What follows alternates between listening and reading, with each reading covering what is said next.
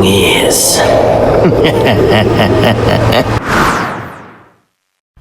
Daniel anak, bumalik ka na. Hindi ko na kaya ang dami nila. May mali sa sakit ng mga tao rito. Tay, huwag kayong magsalita masyado. Nandito na ako at hindi ko kayo iiwan. Gagawin ko lahat para gumaling kayo lahat at ang buong baryo. Tahimik ang baryo sa paanan ng bundok Banahaw. Ngunit ang katahimikan ay hindi nagbibigay ng ginhawa. Sa halip, parang may nakatagong bigat sa hangin. Parang may matang nakamasid sa bawat bahay. Isa-isang nagkakasakit ang mga tao. May biglang nilalagnat. May sumusuka ng itim na likido. May mga sugat na hindi gumagaling kahit na anong halamang gamot ang ipahid. At sa bawat bulungan ng mga kapitbahay, iisa ang salitang paulit-ulit na binabanggit. Ito ay kulam. Matanda na si Mang Tino, ang pinakakilalang albularyo sa lugar. Buong buhay niya'y pinagaling niya ang baryo gamit ang dasal, langis ng niyog at mga dahong pinulot niya mismo sa gubat. Ngunit ngayon, nakahiga siya sa papag. Hinihingal, pawis na pawis kahit malamig naman ang gabi. Kaya pinatawag niya ang nag-iisa niyang anak, si Daniel. Dumating si Daniel bago lumubog ang araw. May nakasukbit na agimat sa liig, may dalang bote ng langis, bungkus ng dahon ng lagundi, sambong at iba pang lihim na halamang tinuro ng ama sa kanya. Bata pa siya, ngunit sanay ng kamay niya sa paghilot, sanay ang bibig niya pagdarasal, pero hindi ito pangkaraniwan. Daniel, pakiusap. Masakit ang binti ng anak ko. Parang may gumagapang sa loob. Maupo muna kayo. Huwag kayong matakot at titingnan ko lahat yan. Habang ginagamot niya ang simpleng pilay at lagnat, ramdam ni Daniel na may kakaiba. Ang sakit ay hindi basta laman o buto. May lamig na dumadaloy sa balat ng mga pasyente. May bigat na hindi mapaliwanag. Parang may galit na nakakapit sa kanila. Pagsapit ng gabi, hindi makatulog si Daniel. Isa-isang namamatay ang kandila kahit wala namang hangin. Sa loob ng kubo, may naririnig siyang kaluskos. Kinabukasan, may mga manok na patay.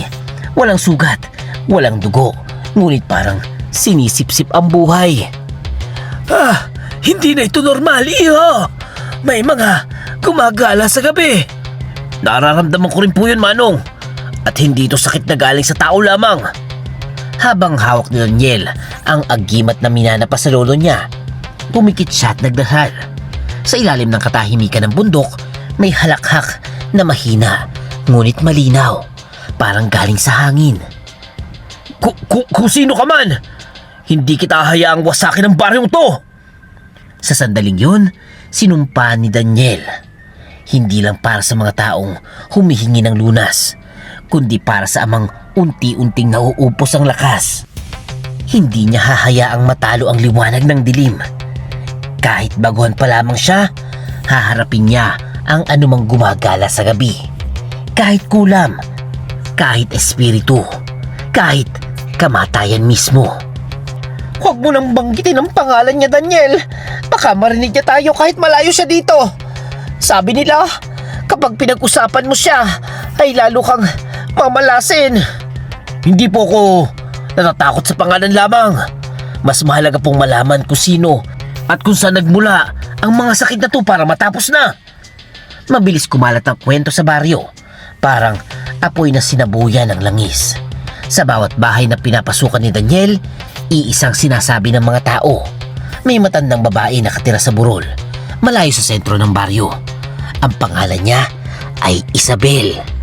Dati raw siyang kumadrona, tinutulungan ng mga buntis, tinatawag kapag may mga anak. Ngunit nagbago ang lahat nang mamatay ang anak niyang babae. Ay, kung hindi sana siya pinabayaan ng mga tao noon, ay buhay pa sana ang anak niya. Pero mula noon, umalis siya dito at hindi na bumalik pang muli. Unti-unting nabuo sa isip na Daniel ang mga piraso. Ang mga nagkakasakit ay yaong lantaran ng panlalait kay Isabela noon. Ang tumawag sa kanya ng baliw, ang nagsabing malas siya, samantalang ang mga lihim na nagbibigay ng pagkain sa paanan ng burol. Sila ang tahimik na nag-aabot ng kandila tuwing undas. Sila ay nananatiling ligtas. Habang ginagamot ni Daniel ang isang magsasakang puno ng pigsa ang likod at dibdib, may napansin siyang kakaiba sa loob ng kubo. Sa sahig, may natuyong patak ng kandila. Hugis puso, may tila tusok sa gitna. Kanino po to galing? Kaninong kandilang to? Ay, hindi ko ho alam. Pagising ko kanina, ando na lang bigla. Akala ko dasal ng asawa ko. Daniel, tulungan mo ako. Naramdaman ni Daniel ang paninikip ng dibdib. Hindi ito basta sumpa. May layunin. May galit na tinatahi ng dahan-dahan. Sa bawat pigsa, sa bawat lagnat, may mensaheng iniiwan ang kung sino mang gumagawa nito. Kinagabihan, kinausap niyang kanyang ama. Itay, kilala niyo na po ba si Isabela? Huwag mong hanapin yan, anak. Patagal na siyang nilamon ng sama ng loob. Pero dati siyang mabuting babae. Lahat ay tinutulungan niya noon. Sa boses ni Mantino, may pagsisisi. Doon, lalo nang nag-alab ang kutob ni Daniel. Ang kulam ay hindi basta isinilang. Ito'y ipinanganak ng sugat at pagkakait. Kinabukasan, nagsimula siyang maghanda. Hindi pa siya pupunta ng burol, ngunit kailangan niyang unawain ang galaw ng kanyang kaaway. Tinali niya mga halamang panlaban, binasbasa ng mga langis, at syempre, mas pinatibay ang dasal sa agimat. Maging ang buntot ng pagi, ang mga bawang at asin, kanyang pinagsama-sama sa isang lalagyang plastik. Kung may gumagabay man sa kanya ngayon haharapin ko yon. Hindi ako lalaban para manakit, pero para matigil itong mga sumpa dito sa ating baryo. Sa gilid ng baryo, sa burol na natatakpan ng ulap tuwing dapit hapon, may matang nakamasid. Isang matandang babae ang ngumiti habang tinutusok ang isang manikang gawa sa wax. At sa bawat tusok, may isang sigaw ng sakit sa baryo. Ang digmaan ay nagsisimula na at hindi pa man humaharap si Daniel sa mangkukulam. Alam niyang hindi na ito basta laban ng tao laban sa tao. Ito'y laban ng nakaraan, laban sa kasalukuyan. Daniel, anak, parang may humihila sa loob ko. Hindi ito ordinaryong sakit. Pakiramdam ko ay may gumagapang sa mga ugat ko. Huwag kayong bibitaw, tay. Narito lang ako at hindi ko hahayaang kunin kayo ng sinuman. Isang malakas na ungol ang umalingaw-ngaw sa loob ng kubo. Biglang nanigas ang katawan ni Mang Tino. Nanginginig habang ang mga matay nakapikit, ngunit ang bibig ay bumuka na tila may gustong isigaw. Napaurong si Daniel, ngunit agad din siyang lumapit. Ramdam niya ang lamig na hindi galing sa hangin, kundi mismo sa balat ng ama. Mabilis niyang hinanda ang pagtatawas. Tinunaw niya ang kandila habang patuloy ang bulong ng dasal. Nang ibuhos niya ang mainit na wax sa planggana ng tubig, nagbago ang hugis nito. Unti-unting nabuo ang anyo ng isang babae. Mahaba ang buhok, baluktot ang likod. Ikaw nga, si Isabela to. Hindi mo na ako malilinlang. Kailangan hanapin kita. Lalong lumukas ang pag-ungol ni Mang Tino. Pinahiran ni Daniel ng langis ng niyog ang dibdib at likod ng ama. Sinabay ang paghaplos sa pagbigkas ng mga sinaunang orasyon. Mga dasal na hindi na ginagamit ng karamihan. Mga salitang minanapa sa panahon bago dumating ang mga pari. Habang nakapikit si Daniel, tila hinihigop siya ng isang kakaibang ulirat. Sa kanyang paningin, nakita niyang may mga matang itim na salagubang na gumagapang sa ilalim ng balat ni Mang Tino. Nagsisiksikan ito sa loob ng laman na parang uod. Sa pagitan ng mga anino, may narinig siyang tawa. Mahina ngunit puno ng panunuya. Hindi mo siya maililigtas. Kaya nang hindi nila pagliligtasan ako. Hindi ako lalaban para sa kasalanan ng iba. Lalaban ako para sa buhay ng ama ko. Mas pinalakas niyang dasal. Kinuha niyang buntot ng pagi, ang latigo ng ama, at hinampas ang hangin sa paligid ng higaan. Sa bawat hampas, may aninong napapaatras. Biglang namatay ang mga kandila. Parang hinipa na galit na hangin. Lumapot ang dilim at mula sa sulok ng kubo, may mga hugis na gumagalaw. Sa ngalan ng mga ninuno ko at ng may kapal, lumayas kayo mga halimaw! Tinaas niyang agimat at tinuro sa mga anino. Isang matinding liwanag ang sumabog mula rito. Parang kidlat na walang tunog.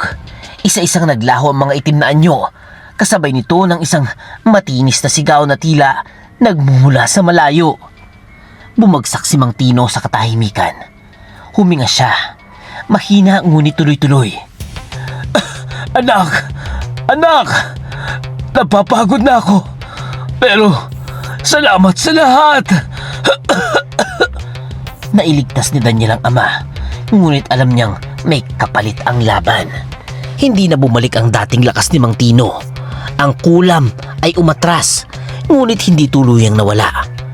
Habang pinupunasan ni Daniel ang pawis sa noo, napatingin siya sa wax na planggana. Unti-unti itong natutunaw, parang may buhay. Doon niya naunawaan ang katotohanan.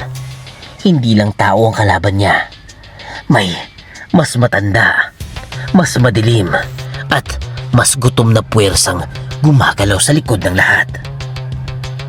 Kung handa kang malaman ng katotohanan, Daniel, tandaan mo na kapag binuksan mo ang pinto ng kaalaman, ay hindi mo na ito ulit masasara. Matagal ko na pong tinanggap yun, Lola Rosa.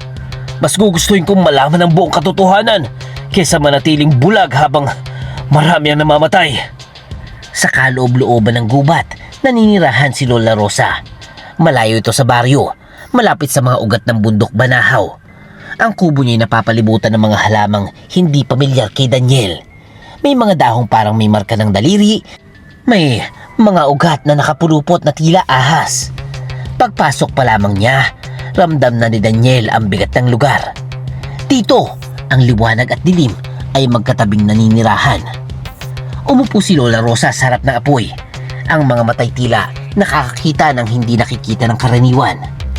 Magkasama noon ang ama mo at si Isabela. Iho, parehong tinuruan ng iisang babaylan. Pero, parehong may likas silang kakayahan. Nanikip ang dibdib ni Daniel. Pero bakit po sila nagkahiwalay ng landas, Lola Rosa? Dahil ang isa'y piniling magpagaling at ang isa'y piniling maghigante. Sinalaysay ni Lola Rosa ang nakaraan, kung paanong si Isabela ay hinusga ng baryo nang mamatay ang anak nito, kung paanong walang dumamay sa kanya, at kung paanong ang sama ng loob ay naging binhi ng kulam. Ang kaalamang dapat sana'y panlaban sa dilim ay ginamit upang magdulot ng sakit. Kung lalaban ka sa isang mangkukulam, iho, hindi sapat ang pagiging albularyo lamang. Kailangan mo ring unawain ang paraan ng kaaway. Doon, tinuro ni Lola Rosa ang sumbalik.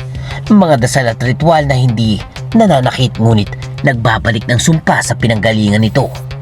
Tinuruan niya si Daniel ng mga panangga, langis na may asin at abo ng dahon, pulseras na may buhol ng lubid na hindi dapat kalasin, at mga orasyong tinatawag ang mga ninuno upang magbantay.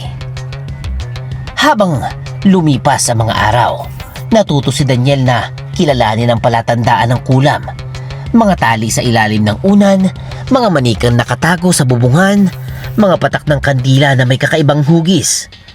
Ngunit bago siya umalis, seryosong humarap si Lola Rosa sa kanya. Hindi lamang si Isabela ang kalaban mo, iho. May nilalang na gumagabay sa kanya, isang sinaunang espiritu na nabubuhay sa takot lamang. Kung ganun paano ko po ito mapipigilan, Lola? Hindi sapat na talunin mo ang babae. Kailangan mong harapin ang nilalang na kumakapit sa galit niya. Tahimik na tumango si Daniel. Alam niyang mas mabigat ang laban ang naghihintay sa kanya. Ang kulam ay hindi lang gawa ng kamay. Ito'y hinubog ng takot, pinalalakas ng puot at pinapatakbo ng isang puwersang mas matanda pa sa tao. Habang bumalik siya sa baryo, mahigpit niyang hinawakan ang agimat. Ngayon, alam na niya ang katotohanan at handa na siyang harapin ang digmaang hindi lamang sa lupa, kundi pati sa mundo ng mga espiritu. At dumating na ang araw ng pagkikita ni Isabela at Daniel. Oh, akala mo ba hindi kita naramdaman, Daniel? Mula pa lang sa pagtapak mo sa burol, ay alam ko nang darating ka. Hindi ako pumunta rito para magtago, Isabela. Pumunta ako para tapusin ang sumpang sinimulan mo. Dapit hapon nang marating ni Daniel ang kubo sa burol. Ang paligid ay mabigat, parang humihinga ang lupa sa ilalim ng paa niya. Sa loob ng kubo, agad bumungad ang mga tapayang puno ng kulisap. Sa lagubang, gagamba, uod, lahat ay buhay at gumagalaw. Sa mga dingding, may mga manikang gawa sa wax. Bawat isa'y may pangalan ng taga-baryo. Inukit ito sa dibdib. Sa gitna, may malaking kawa na kumukulong tubig dagat. Ang singaw ay may halong amoy ng luya at asupre. Bago pa man siya makalapit, lumitaw si Isabela mula sa likod ng usok. Ang mga mata niya'y kumikislap na kulay amber. Parang hindi naganap tao. Huli ka, Daniel! Matagal na kitang hinihintay at binabantayan. Pagbabayaran mo ang kasalanan nila. Hindi hustisya ang ginagawa mo, Isabela. Galit lang na paulit-ulit mong pinapamana. Biglang humuni ang hangin. Tinaas ni Isabela ang kamay at bumigkas ng orasyon. Mula sa mga tapayan, sumabog ang mga salagubang. Lumipad patungo kay Daniel na parang itim na ulap. Agad niyang hinugot ang buntot ng pagi at hinampas ang hangin. Sa ngalan ng liwanag, umurong kayo! Nagkalat ang mga insekto. Ang ilan ay nagliyab sa ere. Mabilis na nagsindi si Daniel ng mga kandilang may ukit na simbolo at nagwisik ng asin sa paligid. Nabuo ang isang bilog na hindi matawid ng dilim. Akala mo, kaya mong pigilan ako? Pipigilan mo ko ng asin? Diyos ko, hindi mo mapipigilan ng asin ang hinagpis ng isang ina! Hinagis ni Isabela ang isang bote. Sa bagbagsak nito, umusbong ang mga baging mula sa lupa at binalot ang mga paa ni Daniel. Nanlaban siya, sabay bigkas ng dasal na tinuro ni Lola Rosa. Unti-unting naglaho ang mga baging, naging usok na sinisip-sip ng lupa. Biglang umikot ang mundo. Bumigat ang katawan ni Daniel at bumagsak siya sa lupa. Ngunit sa isang iglap, nakita niyang nakahiga ang sarili niyang katawan habang siya'y nakatayo na lamang sa ibang anyo. Napunta sila sa isang gubat na nagliliwanag na puno ng balete. Ang mga ugat ay parang mga ahas na di gumagalaw. Dito natatapos ang lahat, Daniel! Hindi! Habang may mga ninunong nagbabantay, hindi kami nito papabayaan! Naglapitan sila sa mga orasyon. Tinawag ni Isabela ang mga kaluluwang sugatan, mga anyong umiiyak at humihiyaw. Tinawag naman ni Daniel ang mga espiritu ng mga albularyong nauna sa kanya. Nayanig ang mundo ng espiritu sa banggaan ng kapangyarihan. Sa huling sandali, huminga ng malalim si Daniel at binigkas ang sumbalik. Ang dasal na hindi nananakit, ngunit nagbabalik ng sumpa na pinanggalingan nito. Bumalik kay Isabela ang itim na enerhiyang kanyang pinakawalan. Hindi! Hindi pa! Isang matinis na sigaw ang umalingaw-ngaw. Bumagsak ang pisikal na katawan ni Isabela sa kubo. Ngunit bago pa tuluyang manahimik ang paligid, may itim na aninong lumabas mula sa kanyang bibig. Isang nilalang na walang anyo. Mabilis na lumipad patungo sa dilim ng bundok. Nang magbalik ang kaluluwa ni Daniel sa kanyang katawan, alam niyang hindi pa tapos ang laban. Natalo nga niyang mangkukulam. Ngunit nakawala ang mas tunay na kalaban. Daniel! Himala! Gumaling ang anak ko! Nakatayo na siya kaninang umaga! Parang walang nangyari! Salamat! Salamat po, Diyos ko! At syempre salamat sa dasal ninyo! Hindi po ako ang dapat purihin dito. Nagbalik ang sigla ng baryo. Ang mga dati halos gumagapang sa sakit ay muling nakangiti. Ang mga hayop na nanghihina ay muling kumakain. Sa bawat pintuan, may kandilang sinisindihan bilang pasasalamat. Ngunit sa gitna ng kasiyahan, mabigat ang dibdib ni Daniel dahil alam niyang may kapalit ang bawat panalo. Maingat niyang nilibing si Isabela sa paanan ng burol. Walang galit, walang sumpa. Tahimik lang siyang nagdasal. Patawad, pero pareho kayong biktima ng sakit at takot. Sana'y manahimik ka na, Isabela. Ngunit ilang araw lang ang lumipas. Tuluyan ang bumigay ang katawan ni Mang Tino. Mahina na ang paghinga, halos hindi na makapagsalita. Umupo si Daniel sa tabi ng higaan. Hawak nito ang kamay niya. Anak, huwag mong hahayaang lamunin ka ng dilim. Kahit minsan ito'y mag-alok sa'yo ng lakas.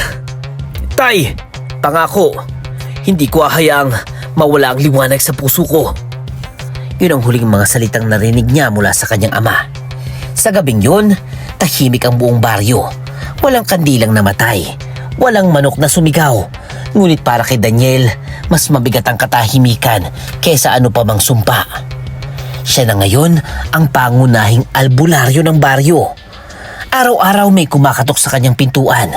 Araw-araw may takot siyang sinasalo. Sakit na inaagapan at dasal na inuusal. Ngunit sa tuwing sasapit ang hating gabi, may bulong na bumabalot sa kanya. Napapagod ka na ba, Daniel? Kaya kitang tulungan. Ibibigay ko sa iyo ang lakas na hindi na kinakailangan ng ama mo. Nanlamig ang batok ni Daniel. Kilala niya ang boses, ang sinaunang espiritong nakawala sa burol.